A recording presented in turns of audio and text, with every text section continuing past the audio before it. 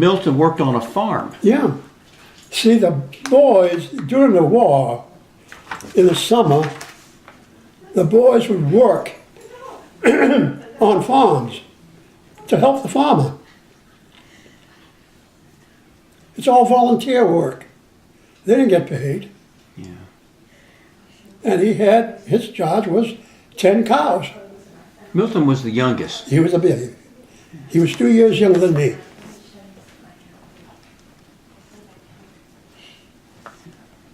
He was 2 years younger? Yeah. So he was born in 1925. Yeah. He wasn't in the war. Oh, yeah. Okay. All four were in the war. Milton followed me 3 months after I went in. And he went in the Air Corps too.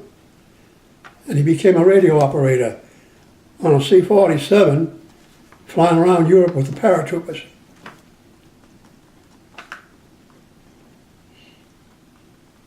Well, it'd be interesting what troop carrier group he would have been with. I think it was the 401st first troop carrier.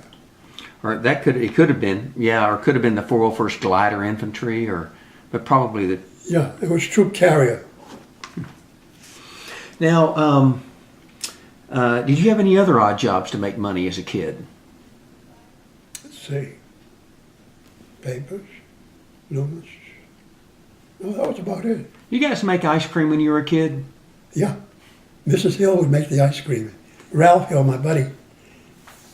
Churning. But then we'd get the bowl, clean up the bowl. What was the big ice cream then in Massachusetts? You know, I'm trying to think of it now. Were Eskimo pies pretty popular? Hoods. Hoods made ice cream and milk.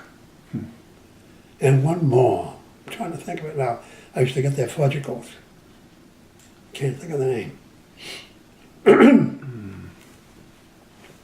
And we had West Lynn Creamery, milk company. And we had Hood's milk. Have you ever heard of the flying saucer? That was years later. Yeah, maybe. It's like an ice cream sandwich, only a circular, like a flying saucer. It's not, No. not rectangular. Banana split, frap, things like that. Mm-hmm. But no flying saucer. Well, back then, cherry Cokes were one of the big ones, weren't they? Yeah, cherry Cokes. But that was later. Also, malts. Malts, yeah. Chocolate malts, good. You don't even see those anymore. No. And those days we used to drink ginger ale. Not much Coke. Then Coke came, and then Royal Crown and Pepsi Cola. Royal Crown used to have the pyramids on the bottle. The older bottles did. Huh. They used to give free samples. You didn't collect baseball cards as a kid, did you? No, I didn't. My buddies did. Oh. Teddy Donahue, Franny Smith. They had all kind of cards. Oh. Hopefully they kept them. Yeah, I don't know. They were worth money, I guess. Now, when you got out of high school, that was 1940, you were 23? 42, 41, 42. 1941. 42, 43. 42, that's right. 42, I was a junior. 43, I was a senior. And 41, I was a sophomore. Or freshman those days. Do you remember where you were and how you found out about Pearl Harbor? Pearl Harbor? I came home from church and we're down at Vreese's pool parlor. Where was this? Vreese, V-R-E-E-S-E. He had a barber shop and a pool parlor next to it, and next to the barber shop was the coffee house. So 5 or 6 of us were in the pool room there, listening to music, because he ran jukeboxes, all the records and all that. And the radio, it was about 10 o'clock, 11 o'clock there in the morning. The news came through about Pearl Harbor. That's when I heard it. 1941, December 7th. Did it make any sense to you at the time? Oh, yeah. I said, oh, Jesus, we're going to war. That's the way I felt. And you're not quite, oh, I guess you are. You're 18 now. Yeah. About 18 or so. No, I was 17. 17, okay. And, you know, they drafted me when I was in high school, because I was 18. Yeah. And I get my greetings. I report to the draft board for a physical. So I go down there for a physical.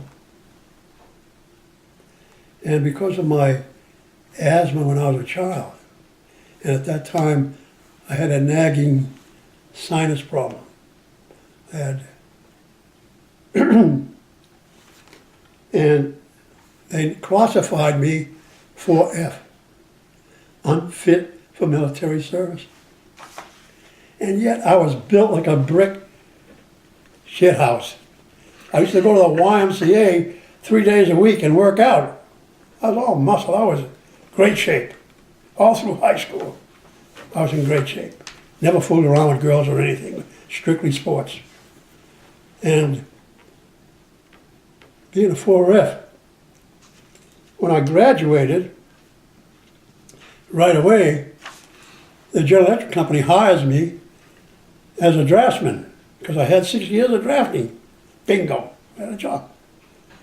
And they had a school, vestibule training school. And they took, there was 12 of us in the group from different high schools, worked as draftsmen for the General Electric Company. They had a 6-month course. Well, I did the whole course in 3 months. And they sent me to the River Works. The River Works was the gear plant where today they build the jet engines, turbines. And here I am, graduate, 19 years old. I walk in that department, and all these guys in their 30s and 40s, they look at me, they go, who the hell is this kid? You know. And right away, Mr. Brown, my boss, the manager, he gives me a job. He says, Kozakis, I want you to go out in the shop. And I want you to draw me all the tools for the harbors that are being shipped in. That was the first job I had. So I started drawing all the cutting tools for the harbor. Did that real good. And these guys were looking at me, who the hell is this kid? He's already drawing tools and things, and they didn't do that for years, you know. Well, then he says, all right, now I want you to design a stand. So all the gears, these were 19, 20-foot diameter gears, helical gears, that go in reduction units on Liberty and Victory ships. And they check the torque on the gears teeth. I want you to design a stand for that. Okay, so I remember my father and my uncle. They were making a grape press to make wine. Mm-hmm. And I remember the press had square teeth when they turn it. It takes a hell of a lot of pressure. So I took that idea, I took those presses, put them on an A stand, and then had sockets for the shaft to go on for the gear. And it held the gear. And the man would check the teeth on the gear. Worked fine. Using square threads, taking tremendous pressure, all that weight. And of course I was like the teacher's pet then, you know. Mr. Brown, he had plans for me. He says, Kozakis, I got plans for you. And because I was 4F at the time. In October, I was just going to turn 20. I went and took the polyps out of my nose. Had them cut out. Didn't tell anybody. Didn't tell my father, no one. You went to the hospital? Yeah. No, I went to a private doctor. I forget his name. And he cut the polyps. And then I went down to the Air Corps. And I joined the Air Corps as a cadet candidate.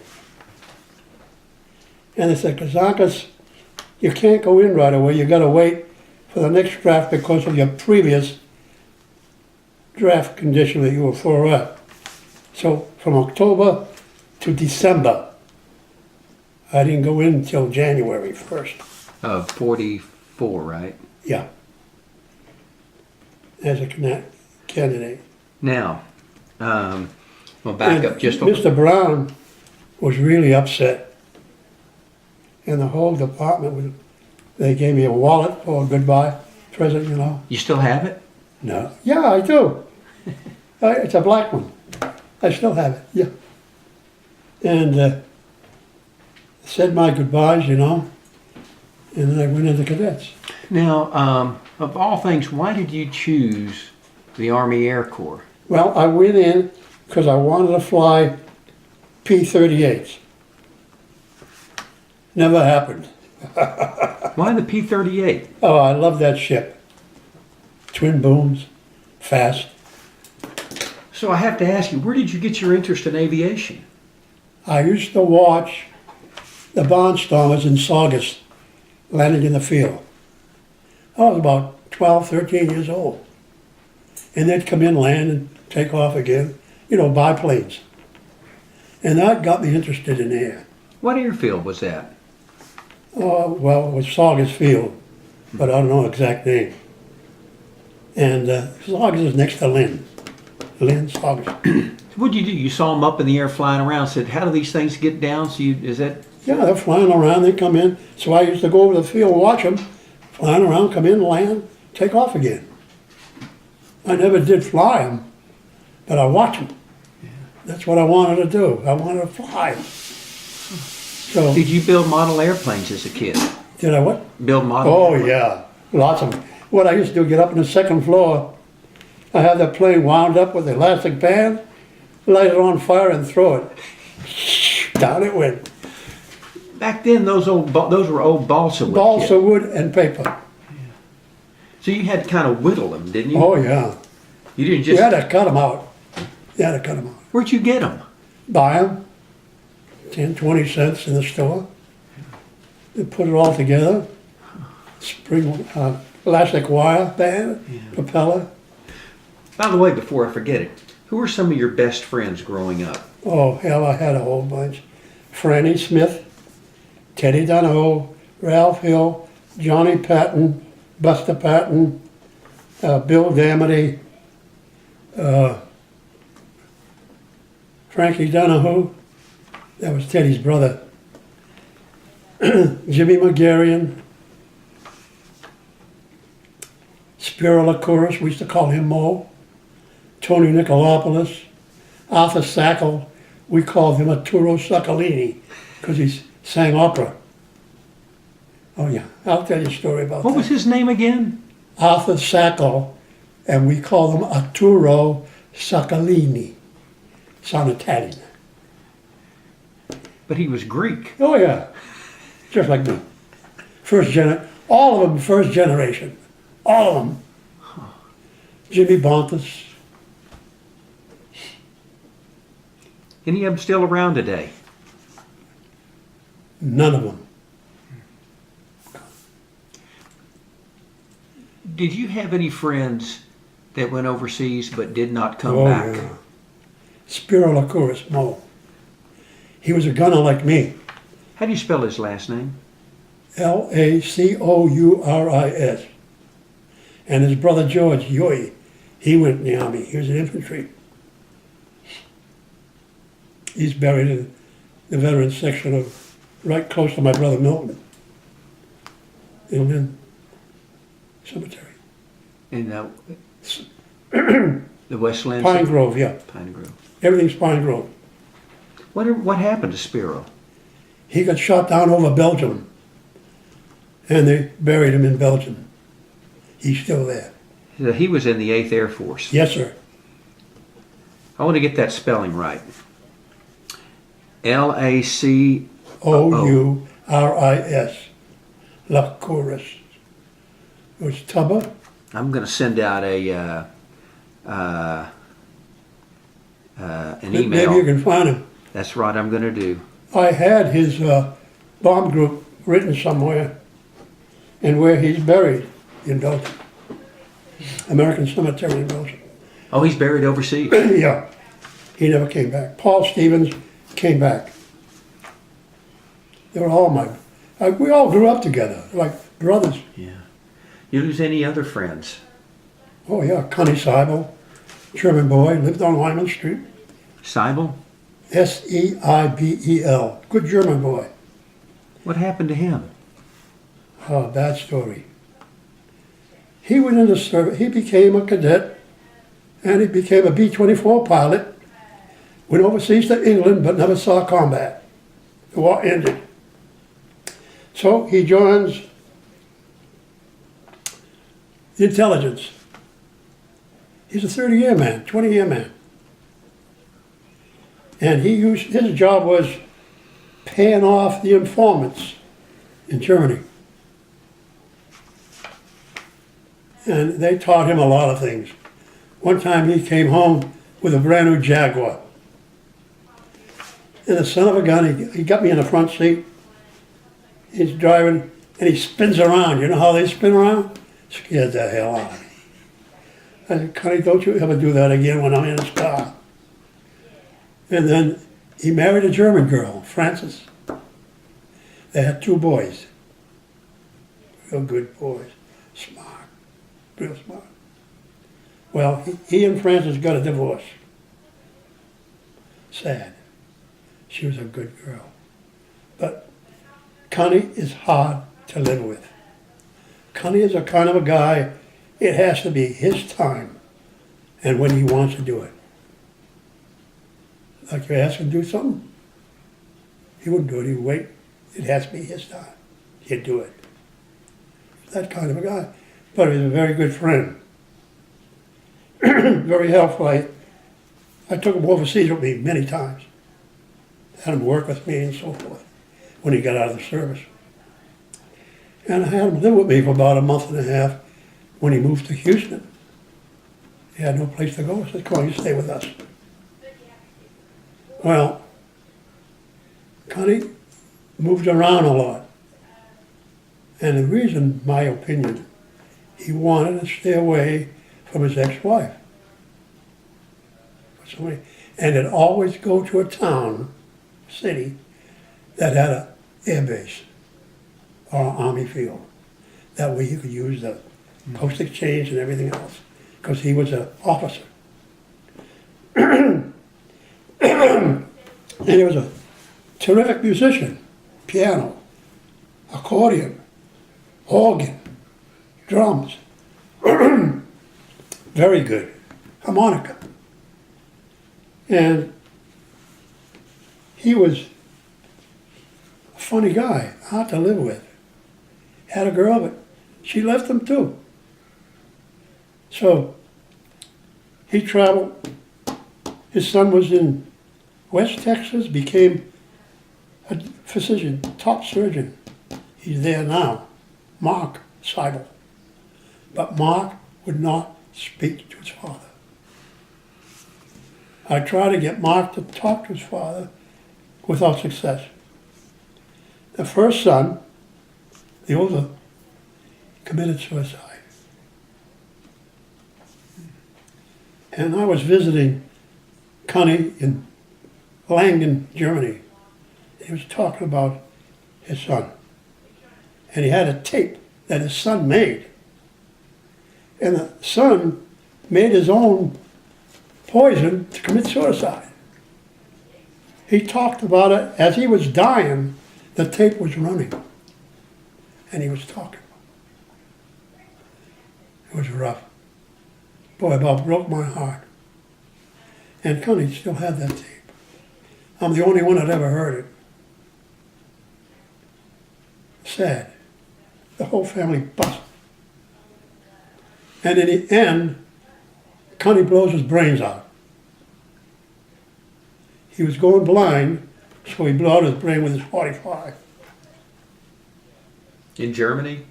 In the States. You lived in Houston. Yeah, he lived in Houston with us for a while. Where'd you live in Houston? And then he got an apartment in Houston. Yeah. And then he moved on to El Paso. Another Army base there. And then from El Paso, the boy, Mark, was going to the Air Force College in Colorado. And then 4 years later, he went to medical school. Became a surgeon. Real good. When did you live in Houston? On 7463 Broccoli Lane. Brockley Lane. Greenway Park Addition. That was just off Telephone Road. It was only about 4 miles from the university, and it was about 5 or 6 miles from Ellington Field. Excuse me. Bless you. How long did you live there? From the day I got married till 1965. I was married in 1948. 49, because I got married, then a year later I bought the home. Yeah, you lived in South Houston, kind of, down the Gulf Freeway in that area. Yeah. So what was your wife's name and her full name, including her maiden name? All right. My wife's name was Rena, R-E-N-A. Her truthful name was Irene. But when she became a citizen, she changed her name to Rena. She did not like Irene. And it's on her naturalization papers.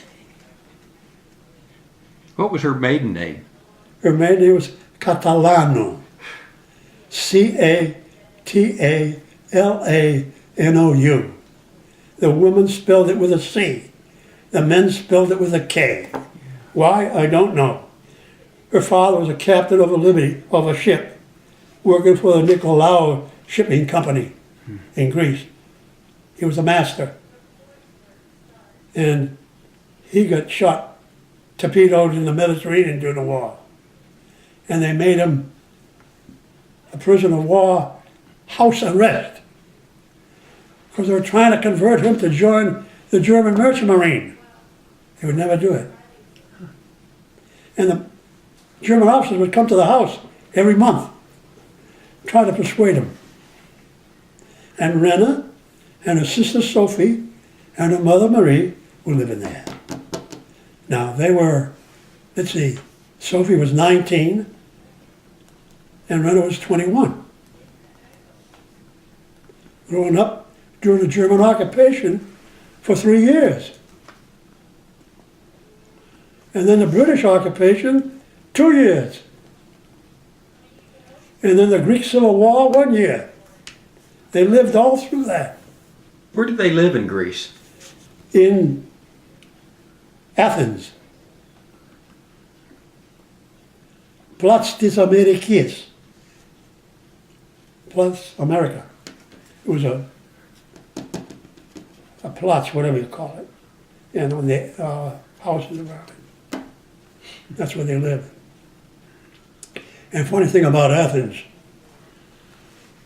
you couldn't go around it or drive. You had to drive through.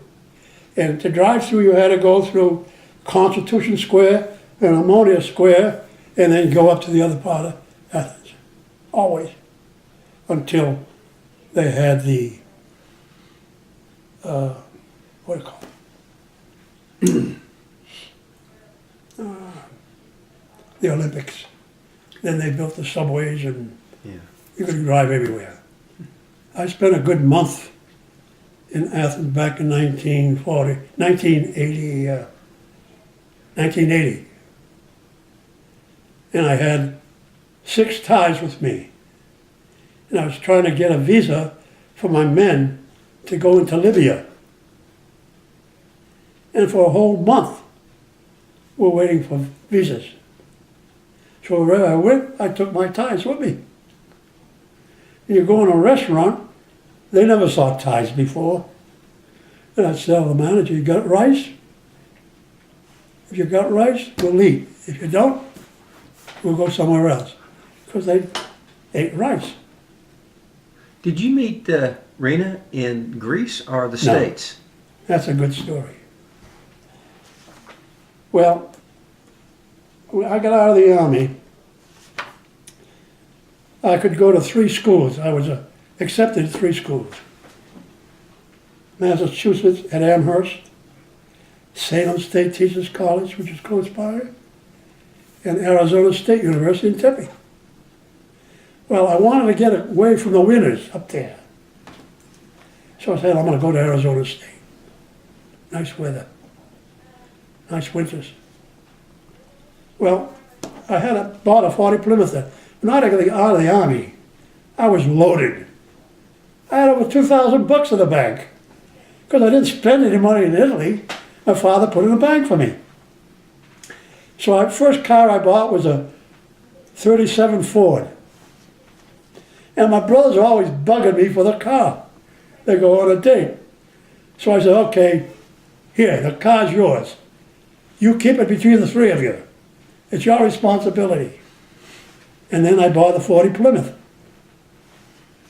And that's the car I drove to Texas with. Well, on the way to Texas, I dropped by, visit my buddies. I left in January, right after my sister had her second son, Thomas. And I got in Houston in March. All the other time was my buddies. We built a house for one of my buddies in Malvern, Arkansas. He'd get married in the Navy, Charlie. And in 2 weeks' time, we built him a house. You know, the whole group. The women would cook and the men would work. 2 weeks he had a house. When he got married, he had a house. We're doing things like that. So I ended up in Houston one day. Now this is after Arizona State. No, before I even got to Arizona My State. God. I'm still on my way to Arizona State. All right, so I thought I'll spend a couple of days here. Houston was about 200,000 population. It was an overgrown oil and cow town. Cattle and oil, cattle and oil. So I'm there a couple of days. It's nice. The weather's good. Winter's not too cold. So I'll go to school here with the University of Houston. I'm still on my way to Arizona State. Never went there. Never got there. So I went to school at the University of Houston. And I met another Greek boy, Mimi Papantrianos, real good kid, chemistry major. And he was a foreign student going to university. His uncle, Mr. Bennett, very nice guy. He had the Blue Ribbon beer, what do you call it? Jack's Blue Ribbon or Yeah, something for that like that. whole area. Yeah, Pabst. Yeah, and very nice. He treated us real good. And Mimi was my buddy. So he introduced me to another Greek boy, Steve Girakidis. And he was an engineering student, chemistry engineer. And so we had a clique, a Greek clique, all Greeks. You know, first generation born. And Mimi, Steve, Willie Pete, John Papa John, Johnny Nelson, Jim Patriotis. And at that time, Sophie was going to the university as a pre-med. Always had books on her arm, chemistry books, going to chemistry class. So eventually, about after 2 or 3 weeks, he introduced me to Sophie. Sophie and I became real good friends. And I was dating her for about a month and a half, 2 months. And at that time, at the end of the 2 months, her mother and her sister, Rena, came. You see, the father had a contract shipping from Galveston to Parias to Galveston for a whole year. And that's how Sophie came, went to school there. University of Houston.